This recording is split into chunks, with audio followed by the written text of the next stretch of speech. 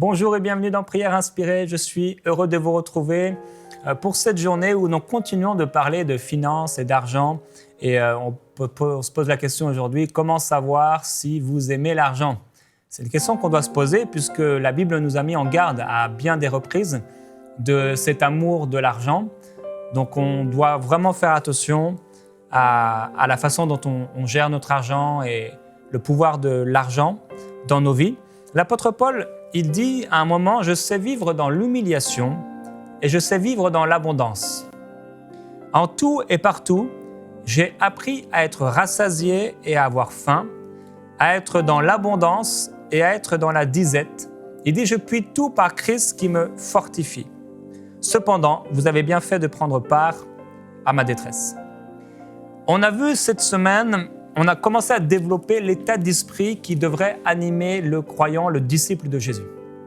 L'argent ne devrait pas être un problème pour nous et nous ne devrions pas avoir à rougir lorsqu'on se présentera devant Dieu et que peut-être il nous demandera ce que nous avons fait de nos biens.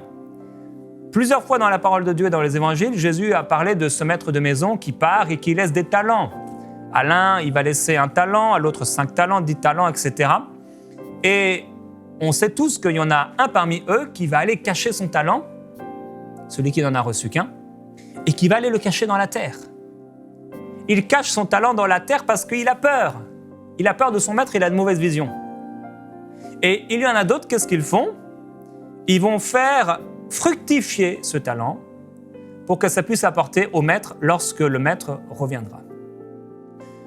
Et le maître dit à celui qui avait caché son talent, « Mais au moins, tu aurais pu le mettre à la banque. Il aurait rapporté des intérêts. » Mais lui, il l'a caché dans la terre.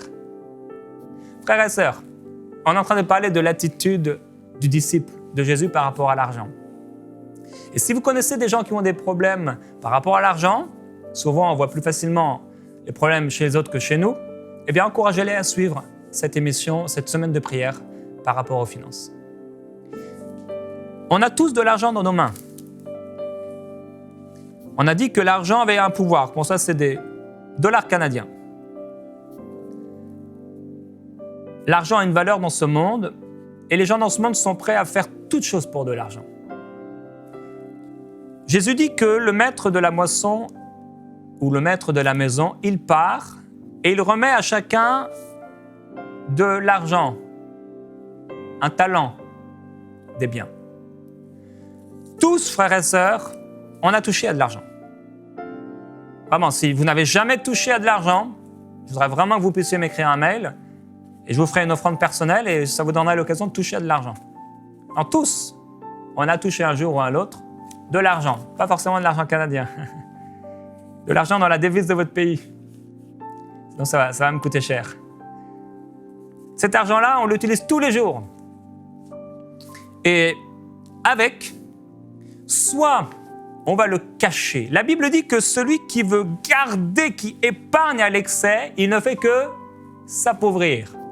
Mais celui qui donne avec libéralité, qu'est-ce qu'il fait ? Il s'enrichit. Vous avez tous de l'argent dans vos mains.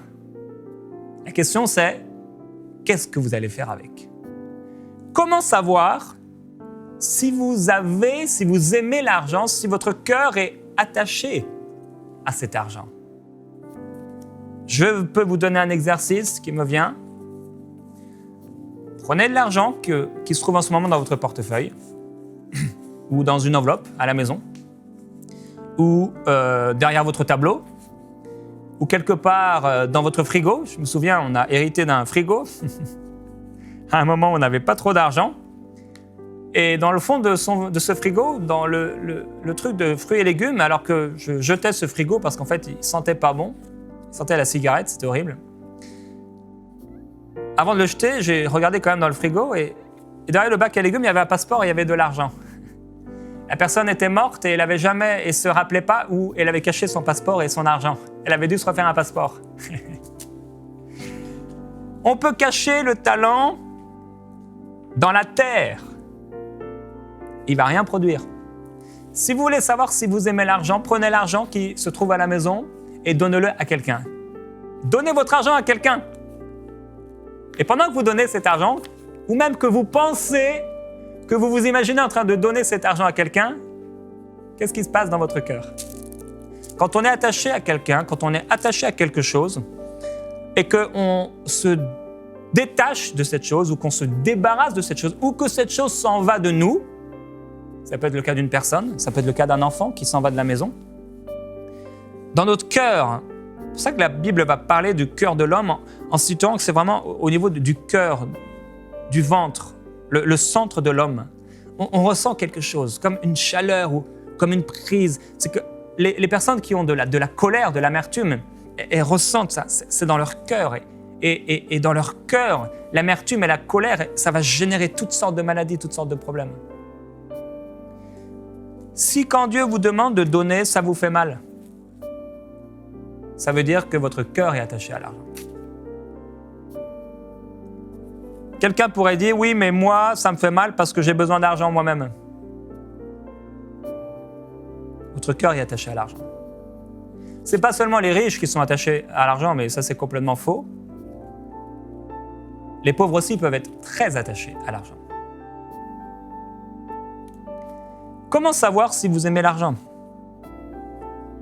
L'apôtre Paul, il dit, moi, je sais vivre dans l'humiliation, je sais vivre dans l'abondance. Il y a quelqu'un qui a dit, j'ai vécu dans la pauvreté et dans la richesse, et ce que j'ai préféré, c'est être riche. Et je le comprends. Pourquoi? Parce que la pauvreté n'est pas le plan de Dieu pour l'homme. L'humiliation, il parle ici d'abondance financière. Et il met en opposition l'humiliation. Pourquoi l'humiliation? Parce que manquer, c'est humiliant. La pauvreté, c'est humiliant. Ce n'est pas le cœur de Dieu pour nous. Dieu ne veut pas nous rendre pauvres. Jésus-Christ s'est appauvri pour que nous soyons enrichis de toutes sortes de bénédictions. De toute bénédiction. Nous sommes bénis de toute bénédiction. Il dit, j'ai appris, rappelez-vous, on en a parlé hier, apprendre le contentement, c'est l'état d'esprit du disciple. J'ai appris à être rassasié et à avoir faim, à être dans l'abondance ou à être dans la disette. Je puis tout par Christ qui me fortifie. L'apôtre Paul n'était pas dirigé par l'argent. Il dit toutes ces choses, je les regarde comme de la boue, pour ne pas dire un autre mot, afin d'être trouvé par Christ et de trouver Christ. Et il dit même de goûter non seulement à la puissance de sa résurrection, mais aussi à la communion de ses souffrances. Hier, j'ai prêché un message radical, en prière inspirée. Le renoncement. C'est le message de l'Évangile. Le renoncement. Comment savoir si vous aimez l'argent? C'est lorsque vous entendez parler de renoncement à votre argent, ça vous fait mal. Jésus dit, si quelqu'un a, pour moi, quitté sa maison ou son terrain, vous savez que si vous aimez Dieu, il vous faudra toujours quitter quelque chose. Toujours. On a lu hier le témoignage de cette sœur, avant-hier. Cette sœur qui, lorsqu'elle a accepté le Seigneur, elle s'est débarrassée de tout un tas de choses. De films, de musique, même ses connaissances, etc. D'ailleurs, avant d'aller plus loin, je vais vous lire un autre témoignage. Une sœur qui a écrit que dans une émission, je partageais le témoignage de 2 femmes qui avaient des difficultés au genou. Elle dit, si mes souvenirs sont bons, il y a l'une d'elles qui devait être opérée pour un problème de ménisque. Et dit, à la suite de ces témoignages, Jérémie a prié pour les personnes qui avaient des problèmes de sciatique, entre autres. Et depuis ce jour, mon mal quotidien a disparu. Ça fait environ 3 semaines. D'habitude, je me réveillais avec la douleur dans la jambe gauche, et ce, depuis ma grossesse. Je souffrais. J'ai aussi été libéré d'idées impures qui prenaient possession de moi. Et pasteur Jérémie avait prié dans une émission il y a 2 semaines en disant souvent, les gens ne savent pas que ce sont des démons qui les tourmentent. Et depuis ce jour, je vais nettement mieux. Je me sens libéré. Dieu a agi et ma foi a beaucoup grandi. Gloire à Dieu. Gloire à Dieu pour ce témoignage. Et si vous avez une douleur quelque part, soyez-en guéris maintenant, soyez-en libérés au nom de Jésus. Cette personne a pu être guérie parce qu'elle a entendu cette émission. Cette émission a coûté à quelqu'un. Vous écoutez peut-être cette émission gratuitement. La seule chose que vous payez, c'est votre charge, si vous écoutez ça sur un téléphone ou un iPad, ou l'électricité directement, si vous écoutez ça à la télévision. C'est gratuit. L'évangile est gratuit. Gloire à Dieu. L'apôtre Paul a connu des temps d'humiliation et de disette.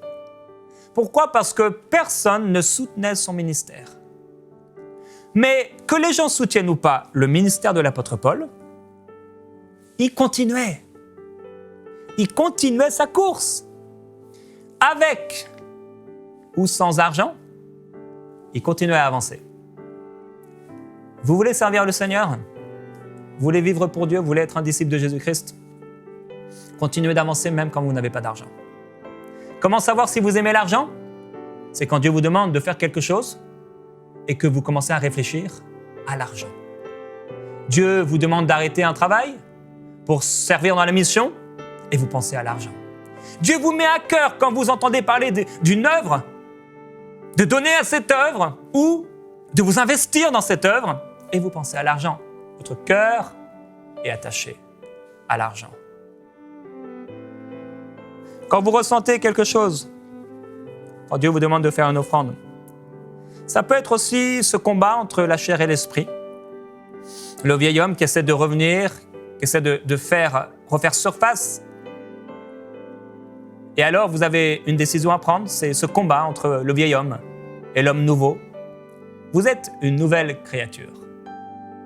Toutes choses sont devenues nouvelles. Où ça dans votre esprit? Mais la Bible dit aussi d'être transformés par le renouvellement de notre intelligence afin que nous puissions savoir ce qui est bon, agréable et parfait. L'enfant de Dieu devrait avoir une pensée renouvelée par rapport à cet argent. Ma façon de voir cet argent, ma façon, comme je l'ai dit cette semaine, d'utiliser cet argent, ma façon de dépenser ou d'économiser cet argent devrait être influencée non pas par un banquier, non pas par un directeur, non pas par un homme ou par un besoin, mais par Dieu. Et à un moment, il y a les riches qui vont commencer à se poser des questions, les riches dans l'Église, parce qu'il y en avait. Et certainement, ils ont dû voir l'apôtre Paul et entendre son message et se dire, mais est-ce que nous aussi, on a entendu parler qu'il y a un jeune homme riche qui est venu à Jésus, il fallait tout vendre. Est-ce que nous aussi, on doit tout vendre? L'apôtre Paul, il dit dans 1 Timothée au chapitre 6, au verset 17, « Recommande aux riches du présent siècle de ne pas être orgueilleux et de ne pas mettre leur espérance dans des richesses incertaines, mais de la mettre en Dieu, qui nous donne tout avec abondance pour notre plus grand plaisir, ou encore pour que nous en jouissions. Qu'ils fassent le bien, qu'ils soient riches en œuvres bonnes, qu'ils aient de la libéralité, de la générosité. » Qu'est-ce qu'il est écrit ici? Il est écrit que c'est Dieu qui a donné ses richesses à ses riches. Mais de la mettre en Dieu qui nous donne tout avec abondance. On n'est pas en train de parler ici de dons spirituels. Dans ce tout. On n'est pas en train de parler ici de gens. On recommande aux riches du présent siècle. On parle d'argent ici. De ne pas mettre leur espérance dans des richesses incertaines, ça veut dire en l'argent. Ma confiance n'est pas dans l'argent, que je n'ai ou que je n'ai pas. Mais de la mettre en Dieu qui nous donne tout. Il nous donne tout quoi? Bien sûr, il nous donne le salut. Bien sûr, il nous donne les dons spirituels. Bien sûr, il nous donne la joie. Bien sûr, il nous donne la paix. Mais ici, nous parlons d'argent dans ce verset. Qui nous donne tout avec abondance, ça veut dire qu'il va rajouter, il nous donne avec abondance pour que nous en jouissions, ou littéralement, pour votre plus grand plaisir. Dieu n'a pas de problème avec l'argent. Dieu a un problème avec l'amour de l'argent. Comment savoir si nous aimons l'argent? Lorsque je dis, comme je l'ai dit, quand Dieu te demande de faire quelque chose et que tu ne le fais pas, motivé par la peur de manquer, c'est que tu aimes l'argent. Le contentement, au contraire de l'amour de l'argent, ce n'est pas ce que nous avons ou ce que nous n'avons pas, mais le contentement, c'est notre attitude pendant que nous traversons ces deux situations, l'abondance ou la disette. Quelle va être notre attitude? Et l'apôtre Paul, comme je l'ai dit, n'a pas été empêché, il n'a pas été limité parce que les gens ne soutenaient pas son ministère. Qu'est-ce qu'il a fait? La Bible nous le montre dans ses épîtres. Il va arrêter au bout d'un moment d'être dans le ministère à temps plein, mais il va continuer de prêcher l'Évangile et il va devoir fabriquer des tentes. Il y a eu des temps où il a refusé de fabriquer des tentes et il a été quand même, il a éprouvé beaucoup de disette, beaucoup de manque. Mais il y a eu des temps où lui et les gens qui étaient autour de lui avaient besoin d'argent et il s'est mis à fabriquer des tentes. Et au sabbat, il prêchait l'Évangile. Autant qu'il pouvait, il prêchait l'Évangile. Mais quand des frères sont venus apportant de l'argent à l'apôtre Paul, il a pu se mettre à temps plein dans le ministère. Heureux et bénis sont les gens qui soutiennent le royaume de Dieu. Heureux et bénis sont les gens qui soutiennent les évangélistes. Heureux et bénis sont les gens qui soutiennent l'œuvre de Dieu. Heureux et bénis sont les gens qui soutiennent leur église locale. Heureux et bénis sont les gens qui sont enseignés de la part de leur pasteur et qui soutiennent financièrement leur pasteur parce qu'on ne se moque pas de Dieu. Ce qu'un homme aura semé, il le récoltera. Soit la honte, soit la gloire. On ne se moque pas de Dieu. Mais si nous aimons le Seigneur, bien sûr, on va donner. On va donner à son royaume. Mais si nous ne donnons pas, ça veut dire qu'on aime l'argent. L'apôtre Paul, il parlera aux Philippiens. Il leur dira, vous avez vécu des temps difficiles et vous avez même pris part à la souffrance des prisonniers. Et vous avez accepté avec joie d'être dépouillés de vos biens parce que vous saviez en possession de richesses plus précieuses et qui durent toujours. Ces hommes et ces femmes, ces croyants, il y avait des besoins autour d'eux, il y a eu la persécution qui a ravagé les maisons, etc. Les gens perdaient leurs maisons, les gens perdaient leurs biens. Et là encore, ils avaient un choix à prendre alors qu'on venait les voir. Est-ce que vous êtes chrétien? Ils savaient que s'ils disaient oui, ils perdaient leur maison, ils allaient en prison. Aujourd'hui, il y a des gens qui sont dans des entreprises, et vous êtes peut-être l'une de ces personnes, et ils vivent dans le compromis, ils font des choses qui leur feraient honte si ces choses étaient dites à l'église, mais parce qu'il leur faut de l'argent, eh bien, ils font ces choses. Il y a peut-être une personne même aujourd'hui qui écoute. Je crois qu'il y a une personne. Tu es en train d'écouter et tu vends ton corps pour avoir de l'argent. Tu vends ton corps pour de l'argent. Mais le Seigneur a quelque chose de beaucoup plus précieux pour toi. Parce qu'il t'aime et parce que tu as du prix à ses yeux, il a donné Jésus-Christ pour toi, pour que tu n'aies pas à te vendre. Les biens les plus précieux, les promesses les plus grandes sont pour les enfants de Dieu. Nous n'allons pas nous salir pour de l'argent. Nous n'allons pas entrer dans le compromis, dans la désobéissance, dans la malhonnêteté, hors du plan de Dieu pour nous, pour de l'argent ou par manque d'argent. Nous n'allons pas nous mettre à voler, à être malhonnêtes parce que nous avons besoin d'argent. Mais nous allons nous confier en celui qui nous donne tout avec abondance pour notre plus grand plaisir. Comment savoir si vous aimez l'argent? L'amour de l'argent nous rend tristes, combien même on en a plein dans les poches. On peut savoir qu'on a en nous l'amour de l'argent quand Dieu nous demande de donner, on éprouve de la tristesse ou une humeur négative. L'amour de l'argent nous fait garder pour nous de l'argent qui aurait dû être donné à Dieu ou aux autres. Maintenant, frères et sœurs, j'ai beaucoup parlé, on va passer un temps à prier. Et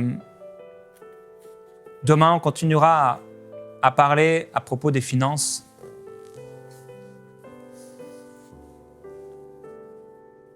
Rappelez-vous qu'à un moment, Jésus s'est assis en face de dans l'endroit où on déposait les offrandes. Il s'est assis là et il regardait. Il regardait ce que les gens donnaient, la façon dont ils donnaient. Je suis certain que Dieu porte une attention particulière à ce qu'on fait avec notre argent. Je suis certain, parce que la parole de Dieu l'a toujours exprimé, que Dieu porte une attention particulière aux offrandes qu'on fait ou qu'on ne fait pas dans son royaume. Celui qui aime l'argent ne fait pas. Celui qui aime l'argent cache son argent, il épargne à l'excès et en réalité, il ne fait que s'appauvrir à tous les niveaux. Aujourd'hui, je voudrais prier pour vous, mais également vous encourager à prier vous-même. Est-ce que vous pouvez fermer les yeux ensemble, fermons nos yeux et concentrons-nous sur le Seigneur. Je sais que plusieurs personnes, vous êtes dans votre cuisine et vous êtes en train de cuisiner en ce moment, vous ne pouvez pas fermer les yeux. Vous pouvez prier avec nous. Père, l'argent n'a jamais été un problème pour toi. Ta parole déclare que les routes de la Nouvelle Jérusalem sont pavées d'or, recouvertes d'or. Cet or, Seigneur, tu l'as mis dans le temple. Tout ce qui était là dans le tabernacle, dans le lieu très saint, les éléments du temple étaient pleins d'or. Tu as installé l'ange qui était au départ un ange de lumière, Lucifer, au milieu de pierres étincelantes. Les 12 portes de la Nouvelle Jérusalem sont des pierres précieuses. Tu n'as pas de problème avec la richesse. Et Père, il y a eu tellement de choses qui ont été dites à propos de l'argent, des mauvaises conceptions, l'amour de l'argent, l'infidélité pour de l'argent. Il y a eu ceux qui n'ont pas compris, qui ont pensé qu'on devait être pauvre. Il y a ceux qui ont mal compris aussi et qui ont pensé qu'on devait être riche. Il y a ceux qui ont manipulé, volé, triché pour avoir de l'argent, qui ont enseigné des messages pour des fins personnelles. Il y a ceux aussi qui n'ont jamais voulu parler d'argent dans l'Église parce que pour eux, c'était mal. Seigneur, je te remercie parce que tu donnes au semeur de quoi semer et du pain pour sa nourriture. Tu as toujours mis dans mes mains de quoi semer. Et je crois, Père, que tu mets dans les mains de ceux qui écoutent de quoi semer. Père, on est dans cette campagne de dons pour MCI TV. Et tu sais, plus que n'importe qui, que je n'avais même pas prémédité cette semaine cela. Je ne pensais même pas à cette campagne de dons. Et tu veux nous enseigner. Et je prie, Père, pour que chacun d'entre nous puissions répondre au désir de ton cœur concernant EMCI TV.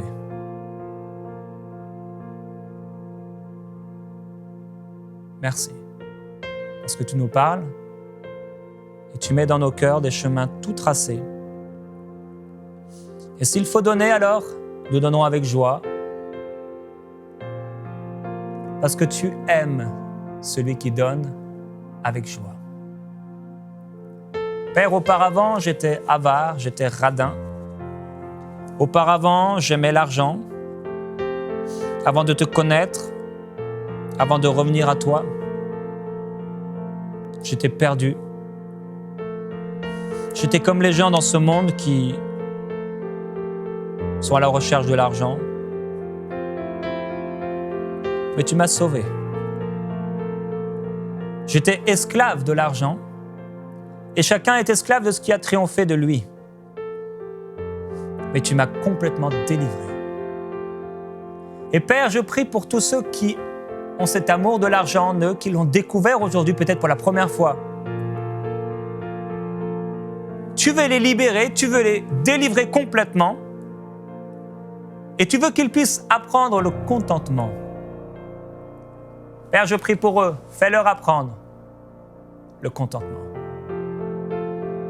Qu'ils puissent t'aimer quand ils ont et quand ils n'ont rien. Qu'ils puissent te servir quand ils ont et quand ils n'ont rien. Qu'ils puissent donner quand ils ont et même quand ils pensent n'avoir rien, parce que 5 pains et 2 poissons, parce que quelques petites pièces, c'est beaucoup pour celui qui n'a pas grand-chose. En réalité, tu mets toujours dans la main du semeur de quoi semer. C'est pourquoi nous voulons adopter la mentalité du semeur, la pensée du semeur. Et c'est pourquoi, frères et sœurs, je vous encourage à déclarer avec moi: je suis un semeur dans le royaume de Dieu. Proclamez ces paroles avec moi. Je suis un semeur dans le royaume de Dieu. Je suis un semeur dans le royaume de mon Dieu. Mon Dieu pourvoira à tous mes besoins, selon sa richesse, avec grâce, gloire, en Jésus-Christ. Je prendrai l'argent que Dieu met dans ma main pour bénir le royaume de Dieu. Que ce soit pour les pauvres, pour les veuves, pour les frères et les sœurs dans la foi, pour ceux qui m'enseignent, je ferai du bien. Pour mes parents, je ferai du bien. Pour les frères et les sœurs dans la foi, pour ma propre famille, je ferai du bien avec cet argent. Merci Père, parce que je ne suis pas esclave de l'argent. Tu m'as libéré de l'amour de l'argent. Merci parce que tu m'apprends le contentement. Alléluia. Glorieux Jésus-Christ. Je veux déclarer au nom de Jésus-Christ que vous êtes libre de tout esclavage et de tout lien concernant l'argent. Soyez libres dans vos pensées et dans la paix de Christ, au nom de Jésus. Et retrouvez-moi demain, nous allons continuer à parler de cet amour de l'argent. Nous allons prier. À demain dans Prière Inspirée.